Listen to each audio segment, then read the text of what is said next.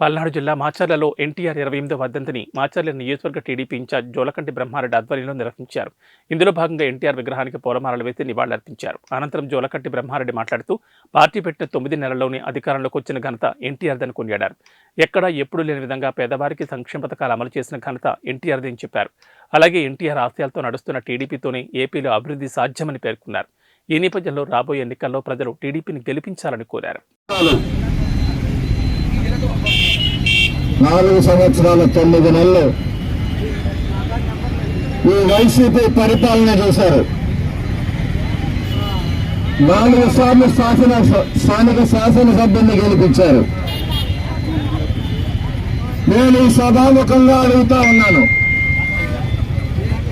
4 సార్లు గెలిపిస్తే వెనకపోని సెలవు తీసుకొస్తానన్నావు. మళ్ళీ మొన్న మరొక నాటకానికి తెరదీసి జగన్మోహన్ రెడ్డితో శంకుస్థాపన చేస్తావు.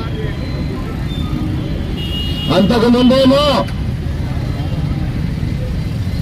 ఏ ఎకరాకి నీళ్లు పారకపోయినా నేను మళ్ళీ పోటీ చేయనన్నాడు. ఇప్పుడేమో శంకుస్థాపన చేయకపోతే నేను పోటీ చేయనంటున్నాడు. అయ్యా రామకృష్ణారెడ్డి గారు, మీరు సాగునీళ్ళేమో కానీ